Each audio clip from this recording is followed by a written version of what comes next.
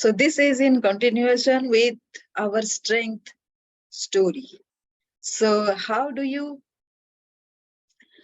use your strengths into making stories? Let us see by sharing screen. Yesterday, we had this kind of this self-believer, this kind of outline. So I had done mine, and I could see that I was a self-believer. What does that mean? Self-believer is inner confidence, take risks, new challenges, deliver on words, stake claims, right judgment, correct decision, sense of trust, feeling of certainty drives decision making. So do you think any of these sub-traits, inherent potential, is common, like similar? They are not. But what makes you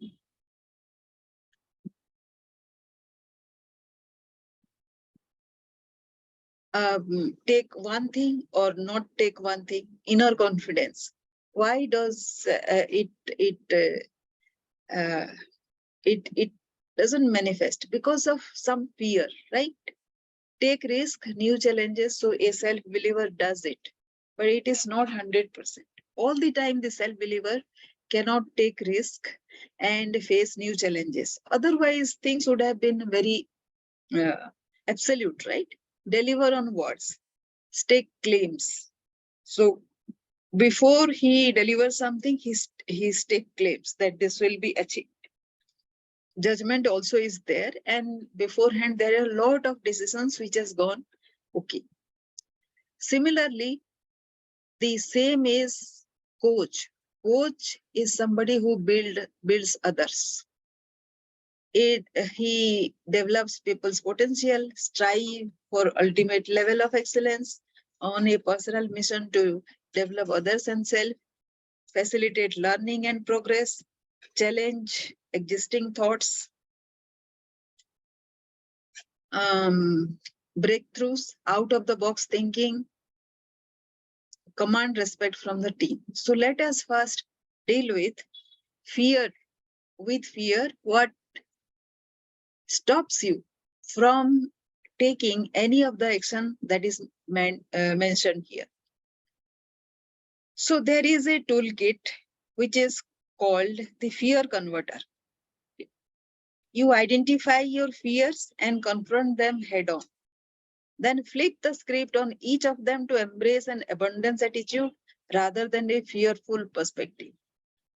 Create a fear list. So if you take inner confidence, for example, so let us understand what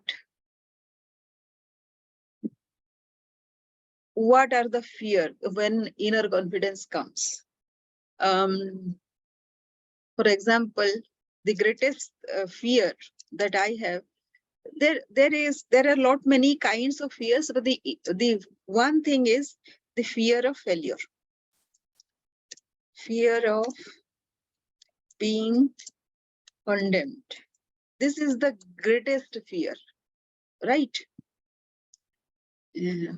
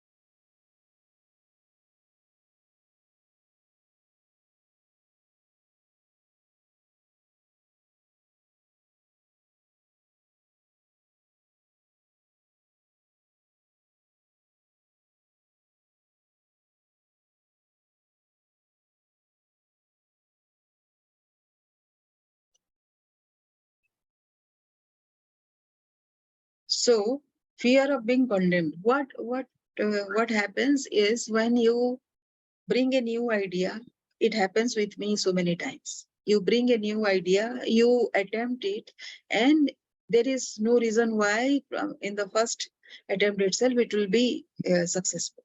So then somebody comes and they entirely don't understand your innovative, and if they are in a senior position, then they start condemning. So let us think, let us see how to, we will take just one example. You can take many example also. So all of them have a kind of fear. Why we don't take decision making? Although we are a self-believer, we are whoever we are not absolute. We are not 100%. The time when we are not 100%, when our inner confidence is not 100%, what is there? Fear of being condemned. Take risk, new challenges. What is the fear? Fear of failure. Third is deliver on words.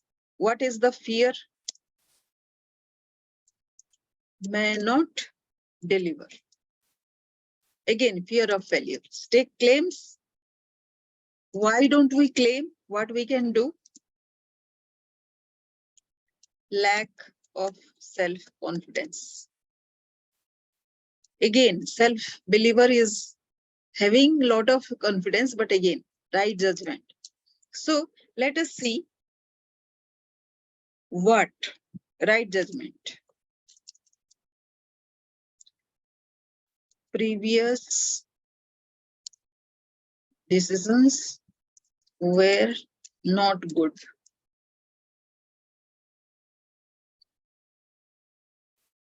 Correct decision.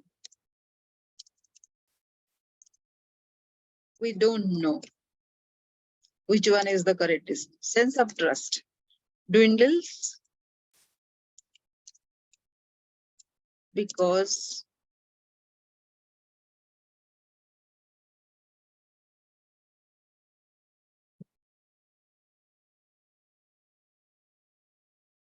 lack of support.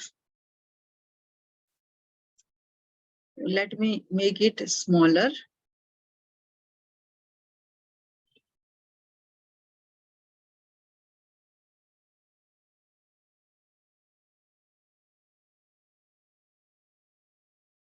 Let me take it here.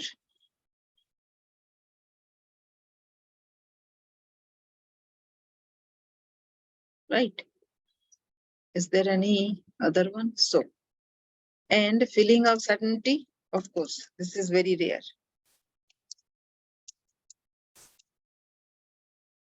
Drives decision making.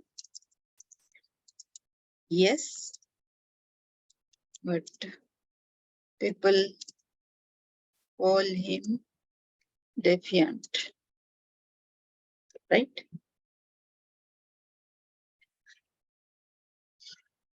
So write down list out your fear in a piece of paper. I call this the fear list. And it is one of the most informative and productive exercises you can do for yourself. So right now we did a fear list. List out what are your immediate fears are. Why can't you take this decision? This exercise will not only reveal what you are feeling, but it will take them from scary and intimidating thoughts to simple words in a piece of paper. Anytime we can get things out of recesses of our minds and onto something concrete like a piece of paper, we can move forward consciously. Now, if you can write it down this way, your fears may be very different from my fears. Then you actually move consciously. There are no rules for listing your fears. And there is a second. For my 5 things, I have listed down, and there are other also categories also which are there, which we can take. And each will have a separate kind of fear. Are you scared of failing? Are you scared of looking ridiculous? Are you scared of people judging you? Are you fearful you will lose money? Are you scared you are going to let your family down? Or maybe you are just scared of taking the first step toward your meaningful mission. When listing your fears, be sure to write down every fear that comes to mind. Some of my fears early on included public speaking, putting myself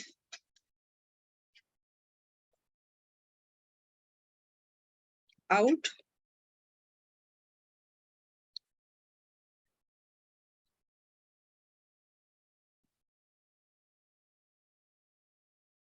there and meeting strangers, learning to salsa dance, learning to speak Spanish, and singing in public.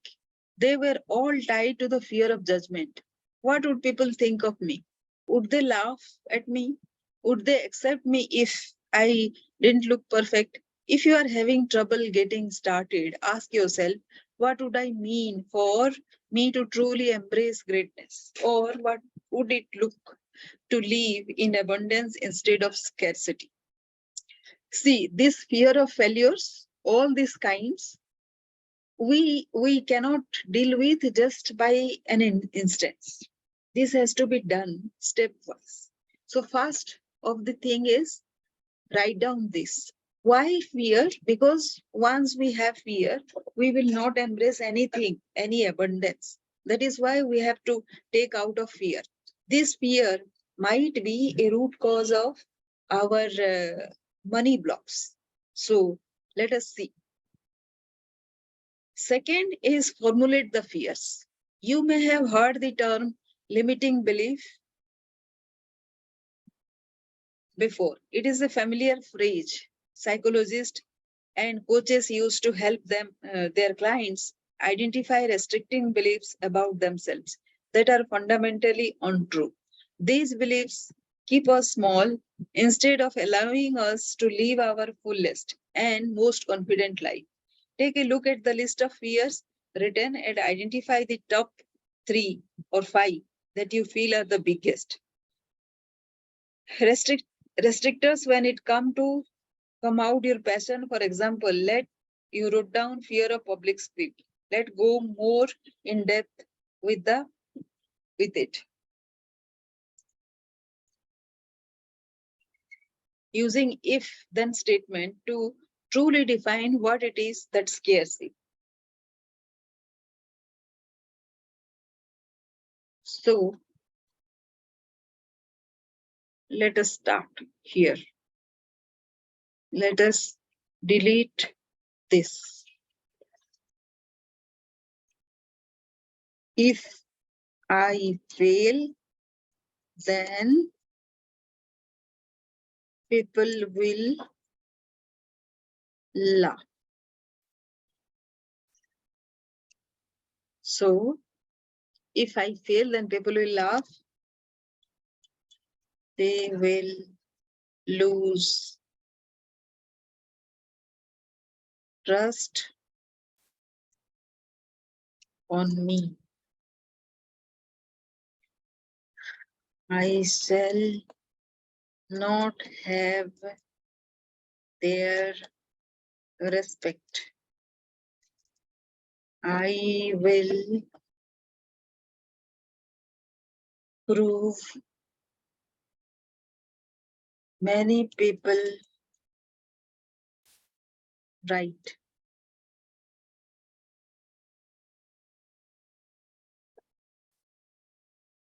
Is this the thought process? I am scared that if I speak in public, then I will stutter and sweat.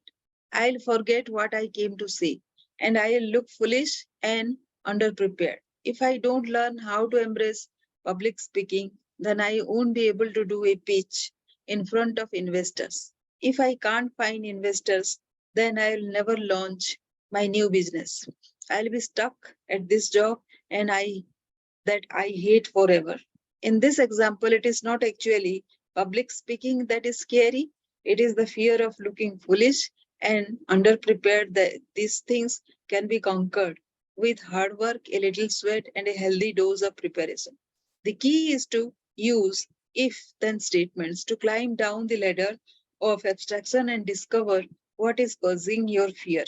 When in our fears, we are just swing around in our brains. We can't get information out of them. But when we formulating the fear, we are making out the drivers and finding what combat the true sources of uh, our fearful belief.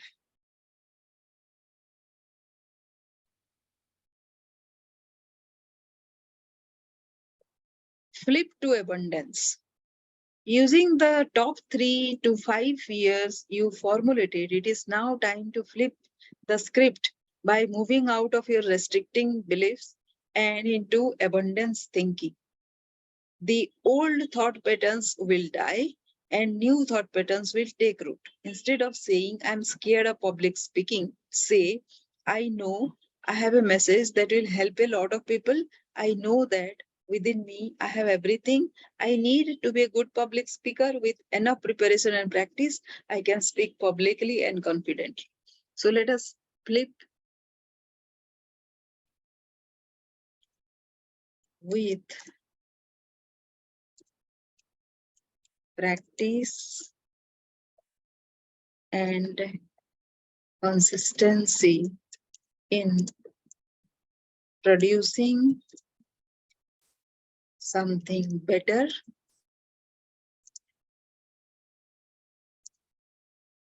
I shall establish a reputation of being a consistent player. Consistency is not about success. It is about keep trying and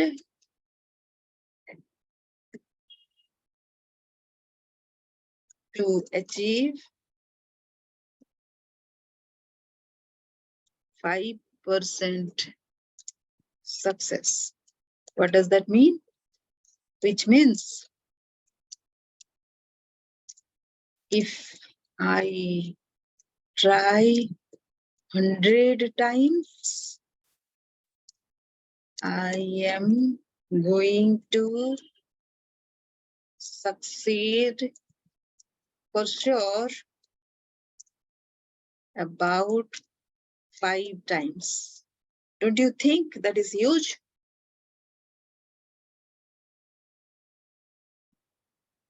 Right?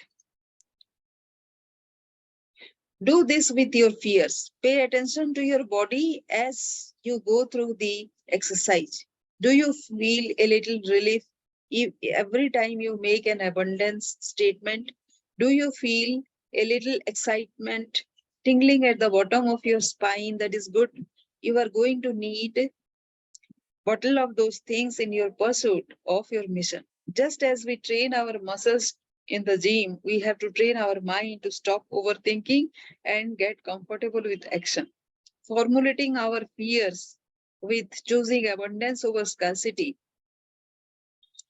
One way we can halt overthinking and embrace action. So, action is the key. We have to move from I can't to I will.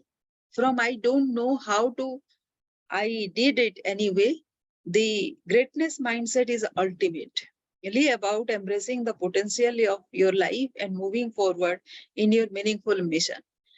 Gaining traction, starting with facing your fears head on, so you can convert them to greatness fuel. Exercise 2, the magic minimization formula. So this is the outlining formula that we did. So let us self-believer and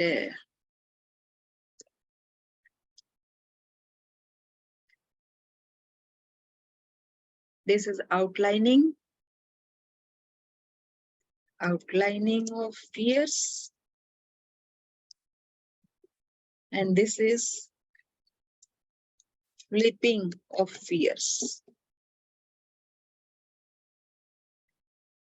So this is in step 1.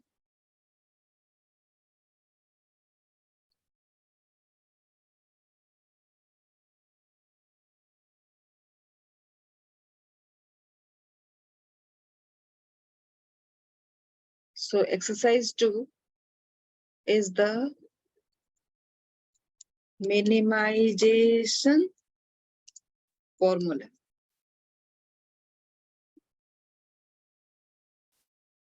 What does that mean?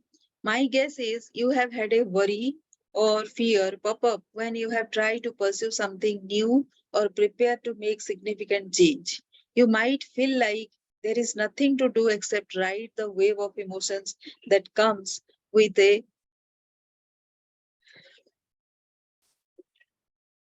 big change or new undertaking. But that is where you are wrong. Dale Carnegie, probably one of the most influential help gurus of the time, had a strong belief he called magic formula for worrying situations. It is called attest a process to conquer worry, find peace. With some advanced planning, we can learn to control the wave of emotions and move forward peacefully and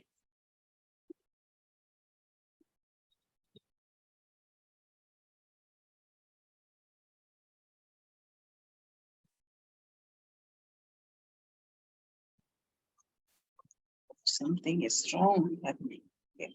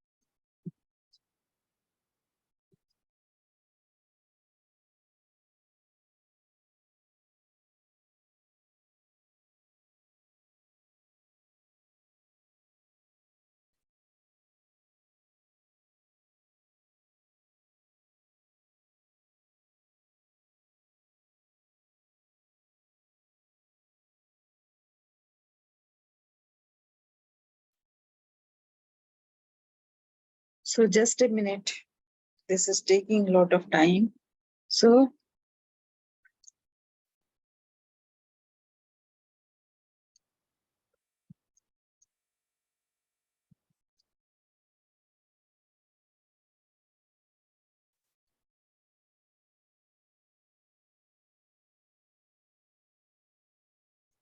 of house and car payments in an emergency fund. I'll start putting aside money every month until I have all the necessary funds.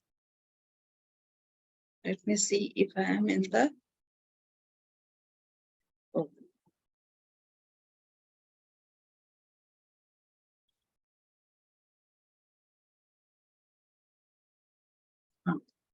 Yeah, fully grounded. In this exercise, we will learn how to handle our worries to support our mission. So, analyze the problem. Carnegie's magic formula starts by looking at our problem with a little more detachment than may feel comfortable. The first step is to analyze our problem fearlessly and honestly. Start by writing down what worries you, even if you even if it feels personal or private. Whatever it is, write it down. Continue writing down everything that is clouding your mind at the moment. The key here is not only to clear your mind of each worry, but to write out the worst possible outcome. As you write down each worry, ask and answer what is the worst that could possibly happen. So, so this is the so when people laugh, what will happen?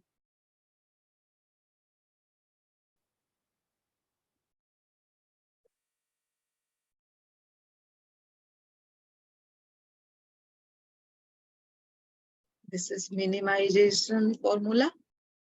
People laugh.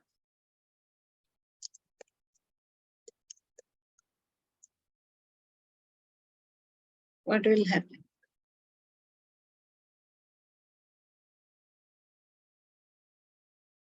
I shall think, I shall see them laughing. It will make me a bit more uncomfortable.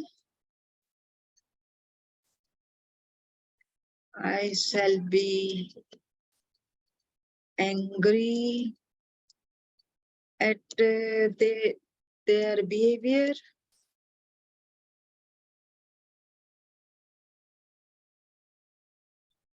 Why shall I be angry?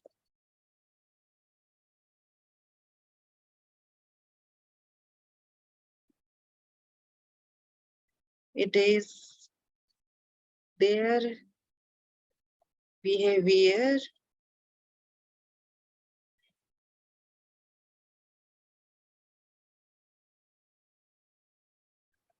So let them enjoy themselves.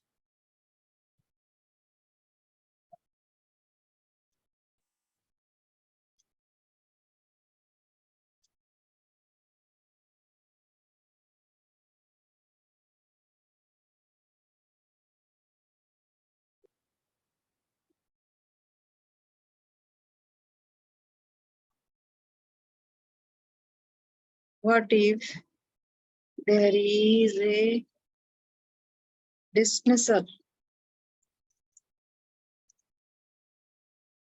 Well, there will be a better way out. Every honesty will bring a better result, starting with some uncomfortableness.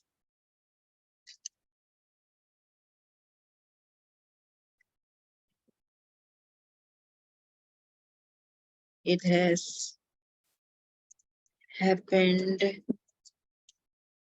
many times, and now I shall look up to the universe in bringing a huge spiritual gift, spiritual abundant gift for me. It is coming.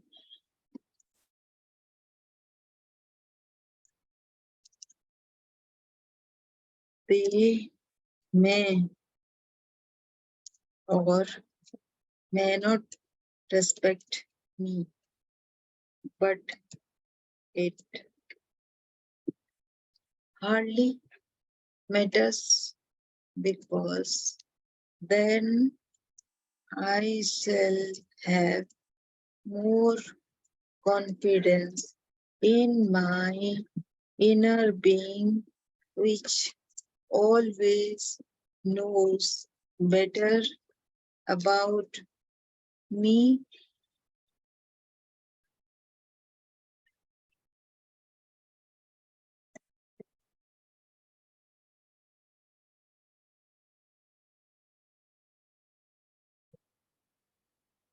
And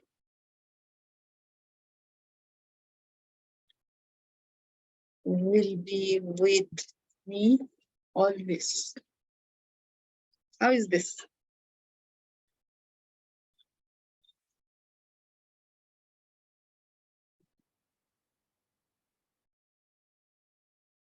Here I am back. So we did the minimization formula about this. I am worried that if I pursue my true passion, then I lose my job because they won't support me doing this outside working hours. Step 2, accept the worst possible outcome. So let us go to the next.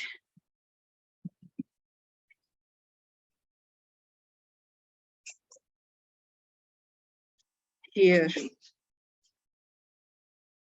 accept the worst possible outcome. I just did it intuitively because everywhere this happens. And this was an intuitively done thing.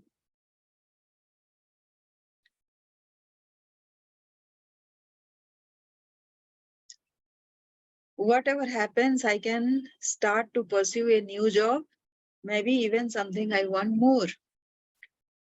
Take a few minutes to take each problem in the first step of this exercise and write down how you will accept it. I think you'll be surprised at how easily and quickly you will feel relief in your body as you do this.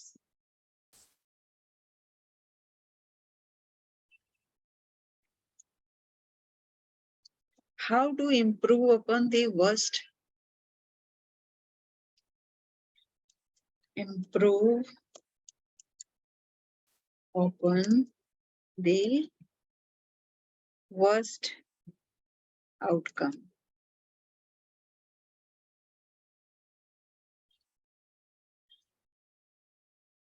So, this may seem unnecessary as we have already accepted the worst that may happen. But this is where some of the real magic happens. This step is where we will minimize the problem. As Carnegie says, we will concentrate on the future, toss out all of what ifs, blames, and shame. For this next step, we need only to ask ourselves, how can I minimize these consequences?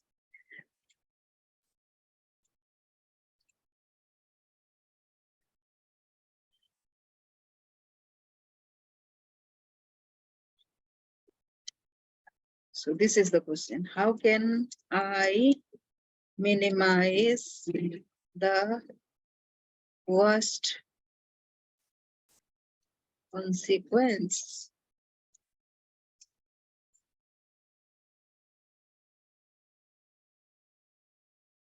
Let us continue with the job examples from above. If I lose my job, then I won't be able to pay my bills. However, I would feel a lot of less stress if I had 6 months worth of house and car payments in an emergency fund. I will start putting aside money every month until I have all of the necessary funds to cover myself for 6 months if I lose my job. So, create an emergency fund for job loss. That is how we can minimize. Take as much time as you need to go through each problem and worst case scenario that you have accepted and write down how you can improve each situation and minimize the consequences. So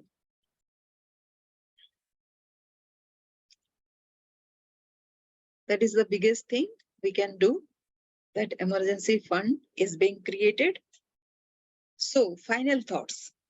This exercise is one way not only to write down facts like real worries and possible consequences of risk, it is also a way to be objective and detached about our fears.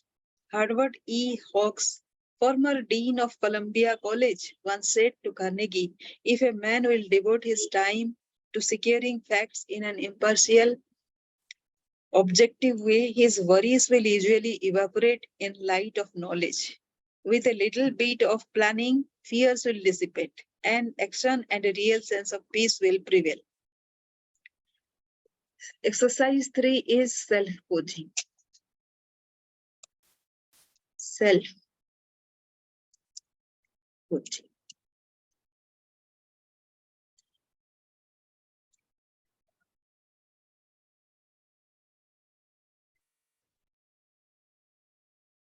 Writing down the details of how to do it. How many times have you fallen victim to a critical or hopeless voice in your head? Your thoughts shape your reality, especially the chatter inside your head. There is a way to coach yourself to deal with your inner critic and get out of the quicksand of negativity. So we will change how we talk to ourselves by using third person pronouns and our own names to refer to ourselves. Studies by Dr. Ethan Cross, experimental psychologist, neuroscientist, and author of Chatter, The Voice in Our Head, Why It Matters and How to Harness It, have shown that talking to ourselves in the third person not only diffuses stress but can also actually change our mindset from I can't do to I can't. When we talk to ourselves the same way we would talk to people we love, we can learn to control and engage with negative thoughts instead of letting them run the show. So, acknowledge the loop.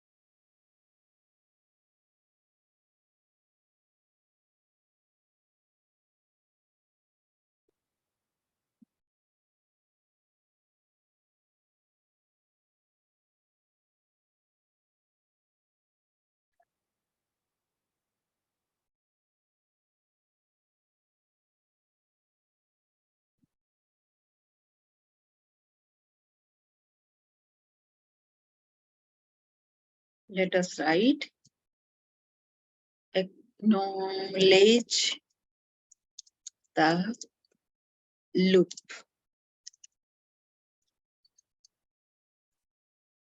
Chances are you have a script that plays in your head during times of personal stress. I am not going to make it. I don't have what it takes. Everyone is going to laugh at me. I am stupid. I suck. These are likely leftovers from significant emotional events we experienced in adolescence or even inherited from our parents. I am willing to bet that there is at least one thought on loop over and over in your head. It might not even be anything you are ever said aloud. It is time to acknowledge these thoughts. Carl Jung once said, until you make the unconscious conscious, it will direct your life. Take a few minutes to make statements. Chances are that your loops are on autoplay and kick in during stressful situations. How many times has your inner critic been provoked correct? My guess is that the numbers are surprisingly low. Your success rate is likely much higher than your failure rate. Next, ask yourself these critical questions. So, acknowledge the loop. It happens many times, but lot less than the frequency of failure, which we never acknowledge. So acknowledge this. Next is asking.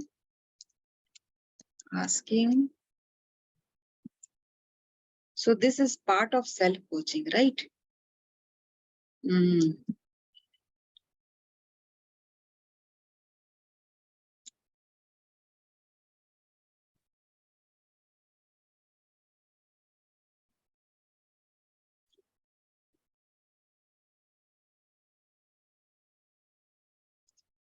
So asking questions.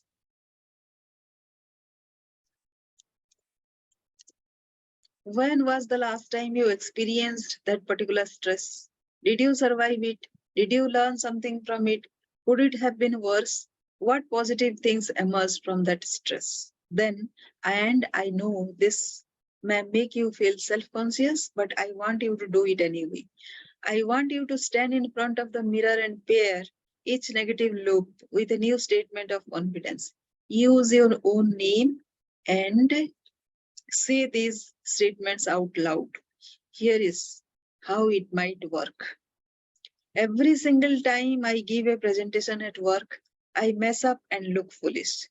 I stumble over my words. I sweat, my mouth gets dry, and I know everyone is judging me for not being better at public speaking. So, this might be your negative statement. The positive will be, Lewis, Sangeeta, the last presentation you gave at work was easier than every single one before it. Your boss mentioned he enjoyed it. Your co-workers even laughed at the joke. So, Sangeeta, your co-workers and boss knows your worth. The only thing is that they do not know how to utilize your talent. This means you have a golden opportunity to lead from the front in your innovations and innovative idea. Quite possible they won't see the utility at the beginning, but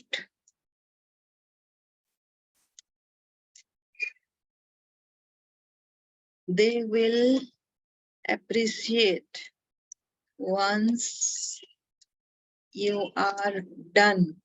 You are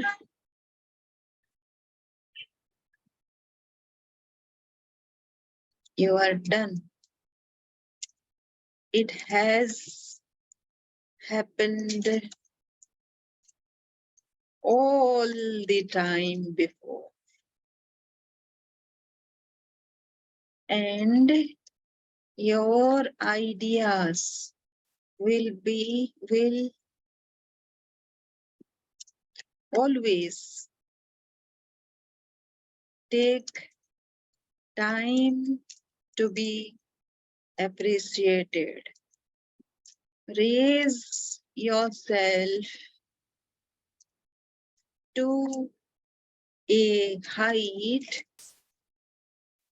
which is not easily reachable, and by the time anybody tries reaching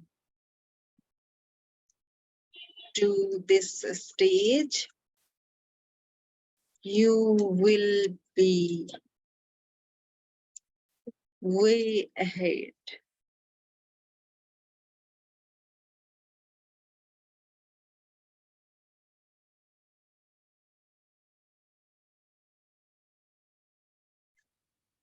This has been a regular phenomenon, and right now you have the abundance of ideas within you. Nobody can beat you at that. Don't relax and slog for the initial sprint, which will keep you out of their orbit, and then you can relax.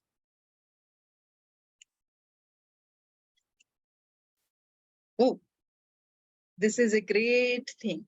So anybody can do this, right?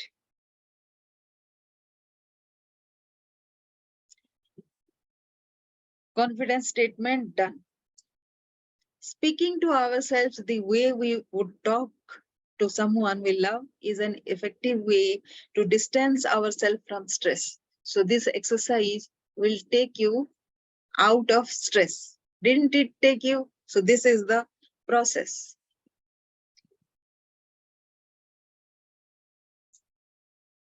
On the surface, it may seem to be just a bunch of soft affirmation stuff, but I promise if you use this strategy while you also go all in and embrace your fear until it goes away, magic will happen. Continue writing and speaking new confidence statements for each newly conscious autoplay loop until you have acknowledged them all. Coach yourself in the moment. To bring this exercise into an in the moment application, I want you to flip a picture of yourself as a younger person. If you can't find one of those, find a photo of yourself that you love. If it is more effective, print it out and keep it somewhere you can easily access it. You might consider keeping it in your purse or wallet or on your phone.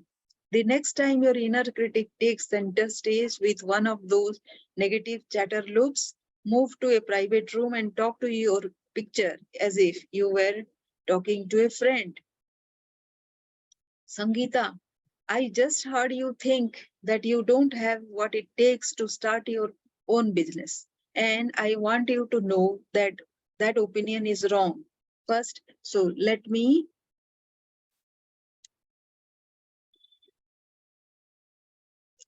put a new picture of mine here.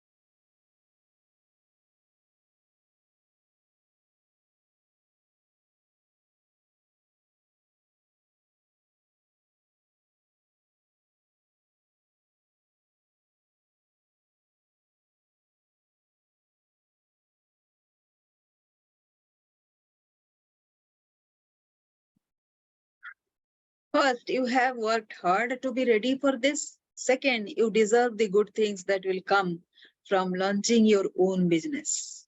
Third, there is a great joy on the other side of this fear. So let us do this together. Whatever happens, we will survive it. I know you can do this. Talking to your picture may make you feel silly, but it is something that will help you acknowledge the negative chatter, soften its influence, and remind yourself that you can do amazing things. The goal here isn't to silence the negative chatter, but to take power away from it. Claiming confidence aloud is a powerful tool that can help us emerge from negativity. And you can do this anytime the negative threatens to keep you from taking action. Engage your inner critic. So the next step is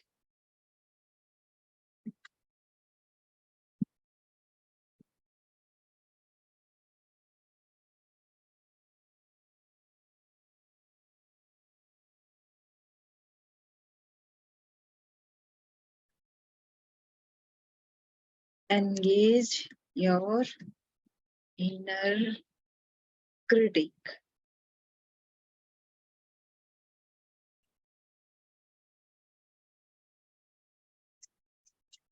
How do we do that?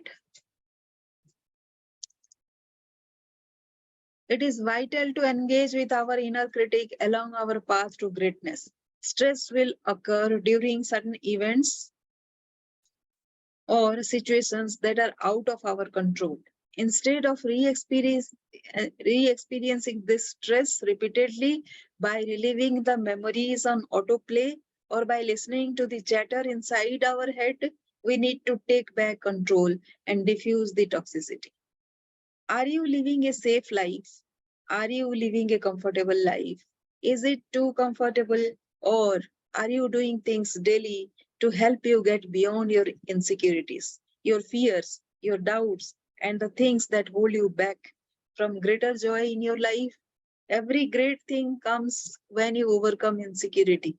Lean into your insecurity and go all in making your unconscious chatter conscious, because I'm telling you, there is a magic and beauty on the other side. You are loved, you are worthy, and you matter. It is time to go out there and do something great. So, what do we do with the inner critic?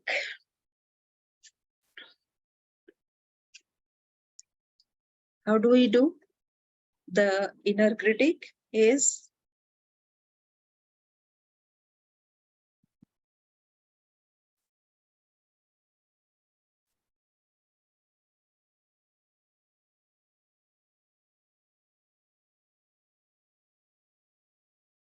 that being which failed. Sangeeta, inner is a small fellow which depends on the survival instinct because it saves you, Sangeeta, from further hurt. But are you hurt anymore? Once you have overcome that,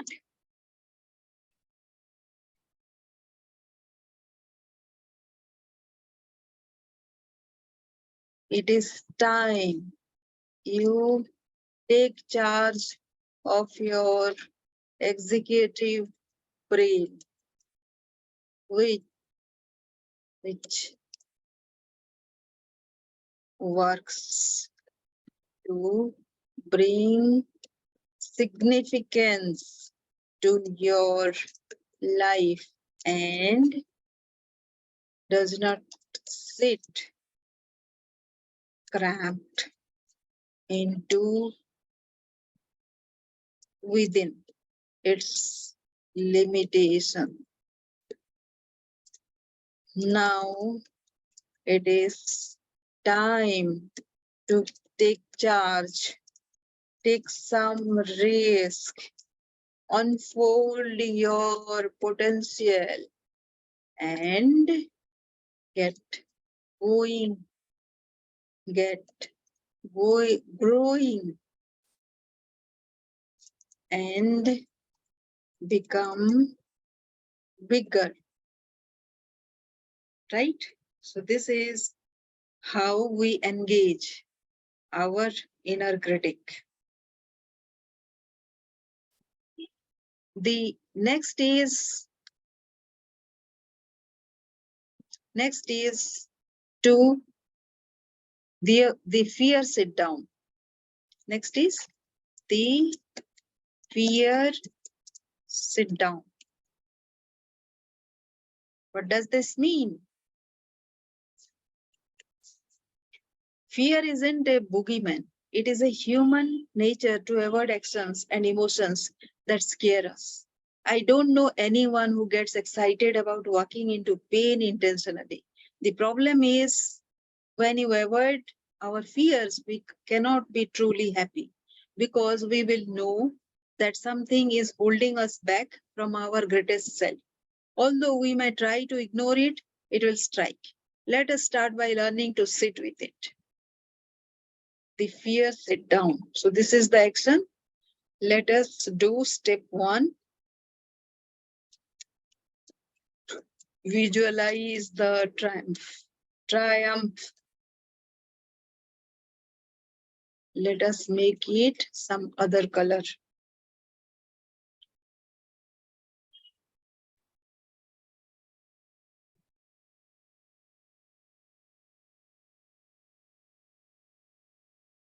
So in exercise one, you listed all your fears and acknowledge their role in keeping you from abundance.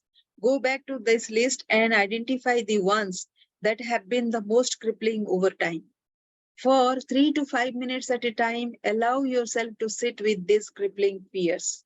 The key in this exercise is to allow yourself to think about situations that bring on your most significant, most burdensome fears. Give yourself space to feel your body's responses, acknowledge your inner hyperbolic chatter, and sit with any overwhelm that happens. As you do this, breathe in and out while picturing the waves of an ocean. Think of your fear as that wave. Fear comes aggressively at first, but then it lessens. When we acknowledge our fears and practice sitting with them, our fears will slowly ebb away. Here is what I mean by sitting in the fear. Set your timer for 5 minutes.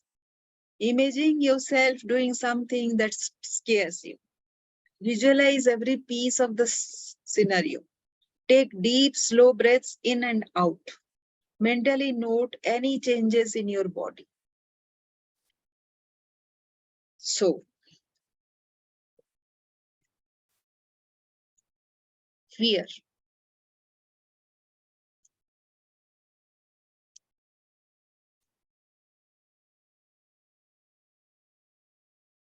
I might be out of work.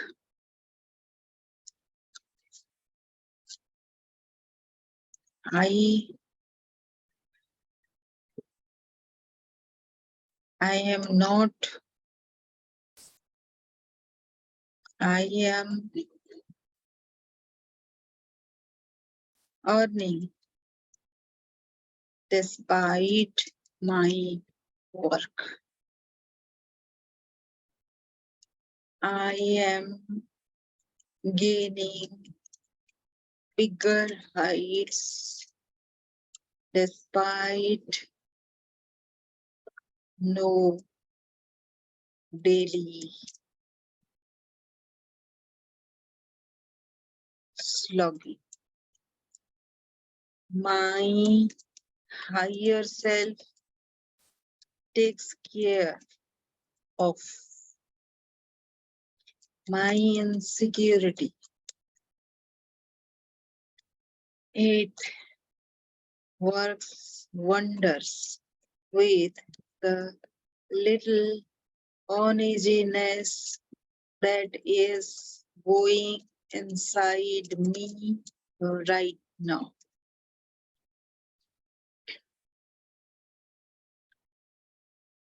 It is an indicator of the upcoming abundance. I am being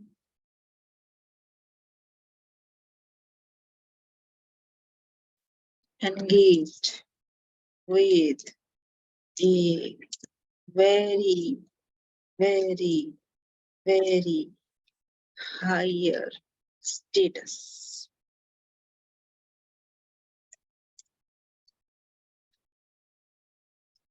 So this is the trend.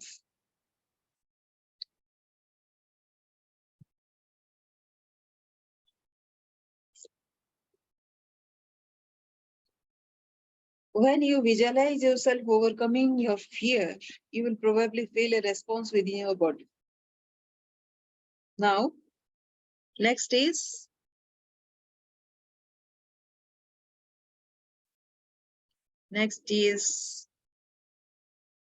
reward yourself.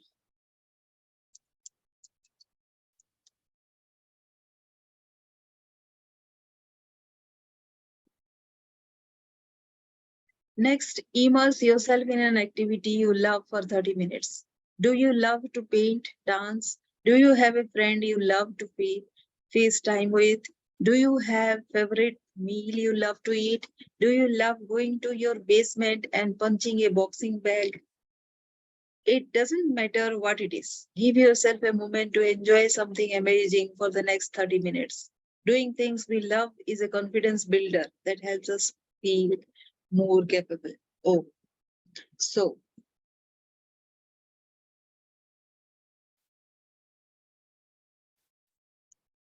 for the next 30 minutes, I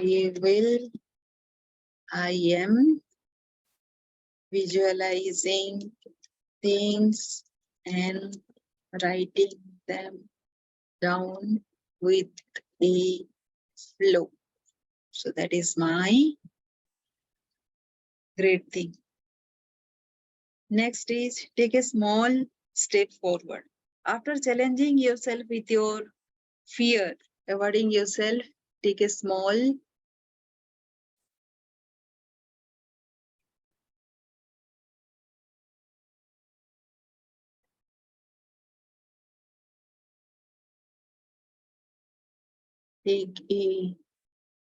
small step forward.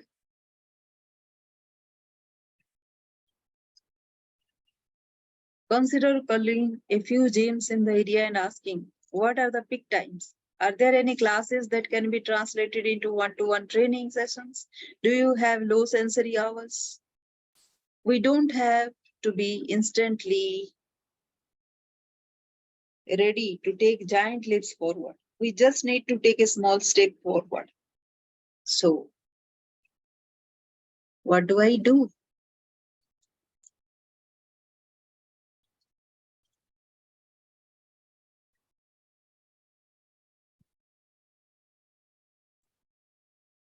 I will create a small Excel session.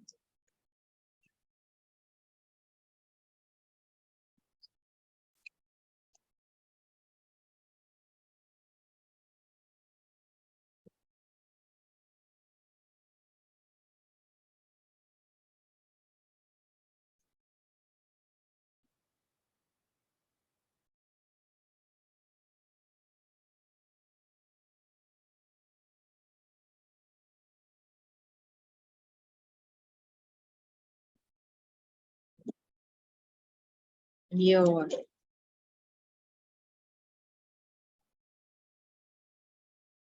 your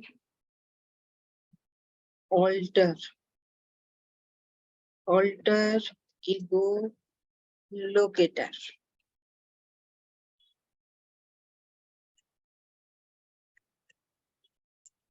Adopting the mental of an alter ego is a practice adopted by musicians, professional speakers, creative people, athletics, and business people alike.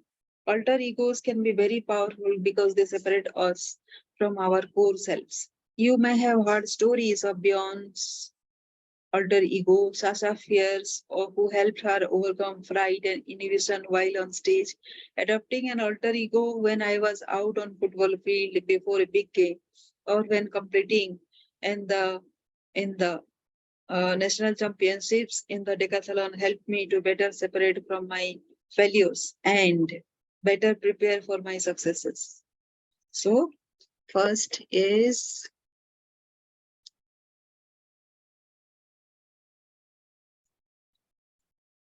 find inspiration. As an athlete, I was hungry to find a hero, someone who could inspire me and convince me that I could do what I wanted to do. When it was football, I found inspirational players and watched their highlight steps. I found out who their heroes were and watched those steps as well. In this step, I want you to do just that. Chances are you already have influences in your life that are in the field you are in or in the field you want to be in. If you are ambitious or competitive, you may have already sized up who is out there, but let us formalize it. Find people doing what you want to do. Watch them, study them. Find out who inspires them. Find their mentors. Then study them. Follow them on social media, listen to their podcast, and read their books. If they are not a public figure, reach out to them and ask for an interview. This is your chance to do some research and find out what makes them tick and decide which qualities you want to embody. Try to identify a few people in this page. After a few weeks of studying your heroes, write down the characteristics and qualities they have that you want to learn. Do they seem fearless? Do they never quit? Are they able to laugh at themselves? Do they reframe failure into a stepping stone to greatness? Use what you discover to help identify exactly what it is that you want for your own path to greatness. Step two is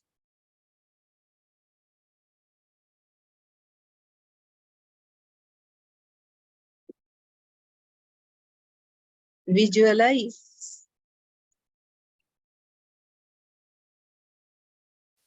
When training for the decathlon, I knew that the pole vault would be my hardest event. I was scared that I would get stuck upside down, fall on the pavement, and crack my head open.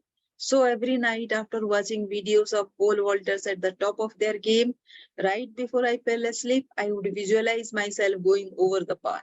I would do this over and over again. Not surprisingly, it helped practice go better the next day.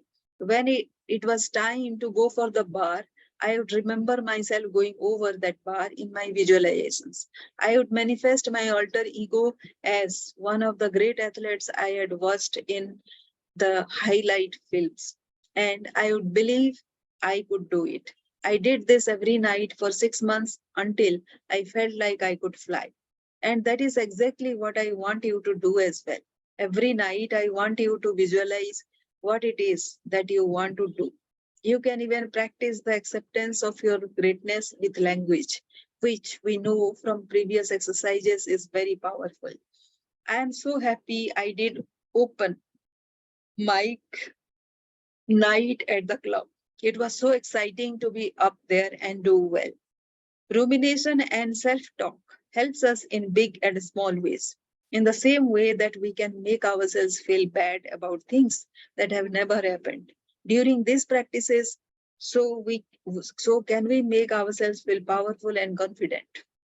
Take moment to write down some concrete things to visualize. Next, find a totem.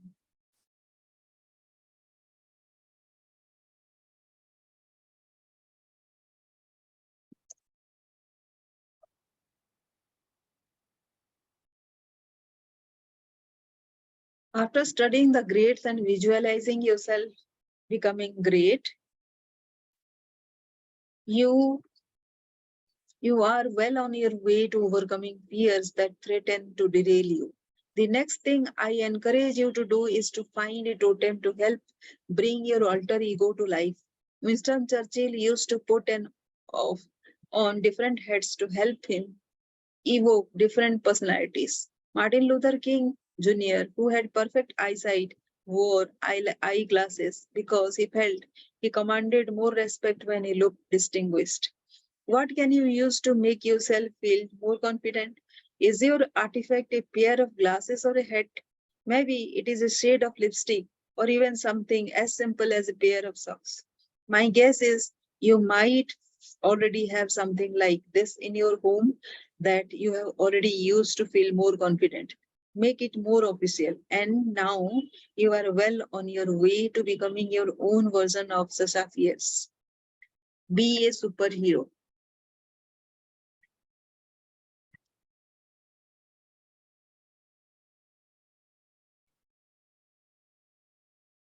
be a superhero.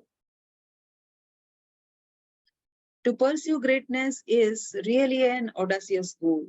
When James Lawrence set out to do 50 Ironman triathlons in 50 states in 50 days, he started out as a mere mortal. But by day 30, he had created the Iron Cowboy, his superhero alter ego. Every time he put on his glasses, he wasn't James Lawrence. He was the Iron Cowboy.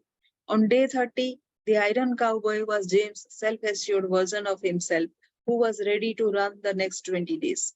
Without the Iron Cowboy, James may have succumbed to his own fears or anxieties. When you can't outthink your fear, move forward as your alter ego. You will not only engage your playfulness, you will also give yourself courage. Your courage will give way to growth, which will give way to mastery. The next is the joy conditioner.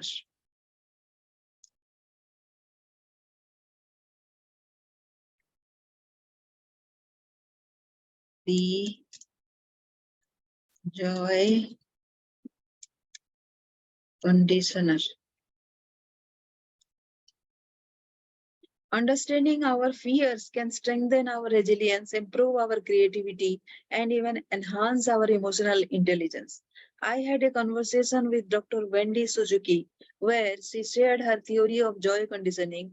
Things it is an exciting way to start overcoming from the natural anxieties some of us face, either in our everyday lives or in the pursuit of our meaningful mission.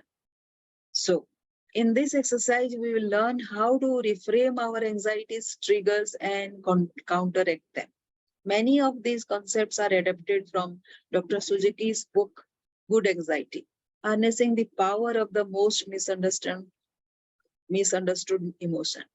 Understand your triggers.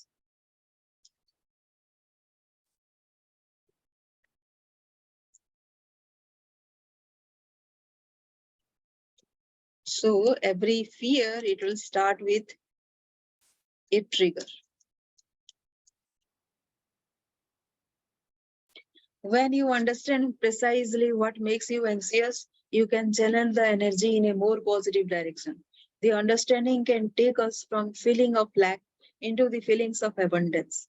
To begin, write down 3 to 5 of your known triggers for anxiety. Do you get nervous when your boss calls an unexpected meeting? Do you feel fear when plans are changed at the last minute? Whatever it is, write it down. Next, write down a recent thought or memory that brought on anxious feelings.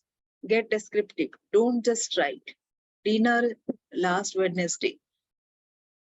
Write a paragraph or two about these thoughts and memories. Now write down how you feel right now as you are reliving these memories. Do you feel ungrounded, sad, mad? Whatever it is, write it down. Take some time here to sit with those emotions. Remember those emotions and feel them all the way through. This kind of leaning in reminds us that we can survive these feelings of discomfort, fear, or anxiety. Here, we are conditioning our muscles of resilience. Remember your joy.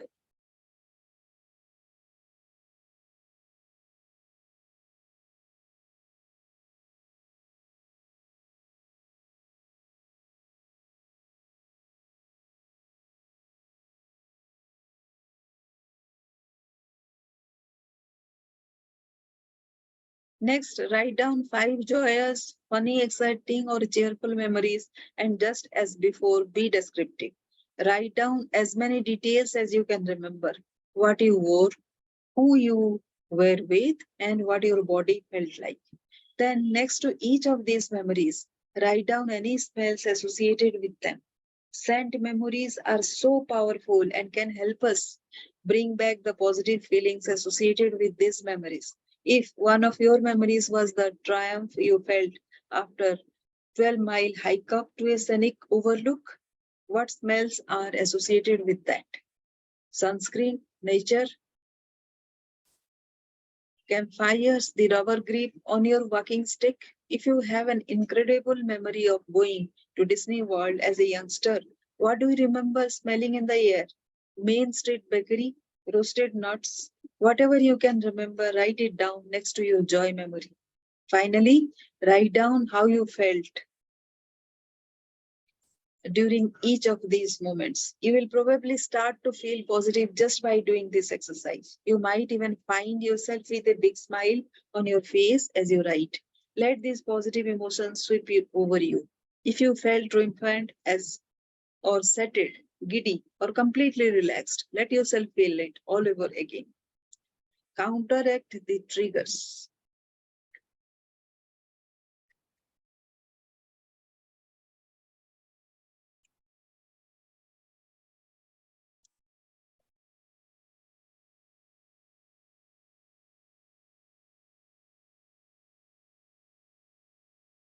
Now that you have allowed yourself to deep dive into both the joyous and the anxious, it is time to create an action plan to counteract your anxiety triggers.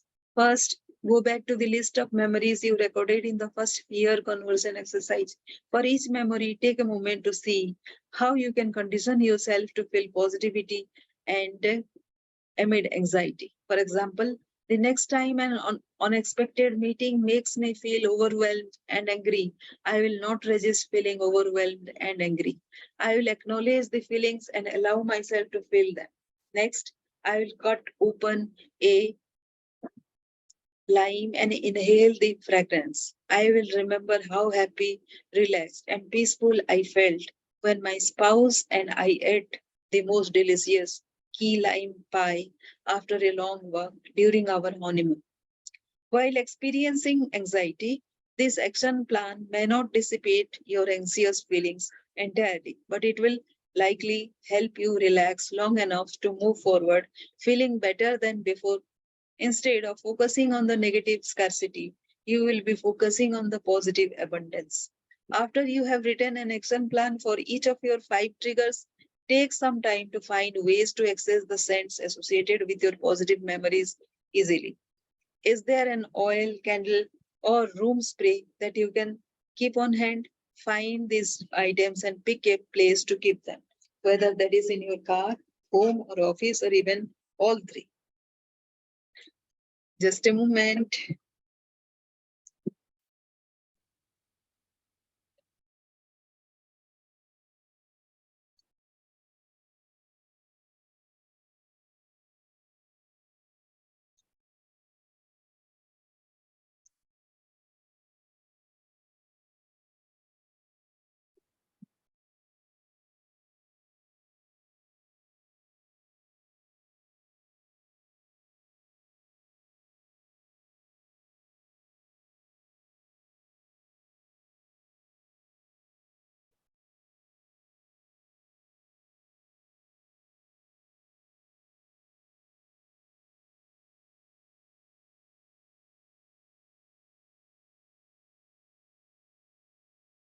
Anxiety is informative. It is a feeling that alerts us to the need to find solutions, a different path, or even to set new boundaries. If we don't allow ourselves to feel it, we deny ourselves the opportunity to become more empowered and resilient. And when we lean into discomfort and pair it with joy, we become a powerhouse that can move forward. Even in the midst of overwhelm or anxiety, what could be better for our meaningful missions? Worthy of more. I was reminded of this Ramakrishna quote recently: an ocean of bliss may rain down from the heavens, but if you hold up only a thimble, that is all you receive. So many of us have been holding a thimble up to heavens because we think that it is all that we are worth. We have been letting fear drive the bus because we think that our fears and doubts deserve center stage. They don't, you do. Don't let your fears keep you from your purpose. There will be easy days and difficult days, and they will be interspersed with one another. Everything is difficult until it is not. The important thing is to keep coming back to your purpose. Keep getting goals and taking action. Even on your bad days, something is happening. You are worthy of more than a thimbleful of bliss. You are deserving. You matter. You have been created for something greater than what you have currently accepted as the status quo. There is a reason you are here. You are worthy of love, abundance, and more opportunities. Persist through difficulty. Keep moving. Your breakthrough is coming. So, uh, this is this is the exercise that we did today, and we will continue doing the exercise of our strength, personality, and personality makeover, overcoming our fear. So that was the first exercise we did. Thank you for watching for so long, and yes, wait for the next stage of exercise that we'll be doing.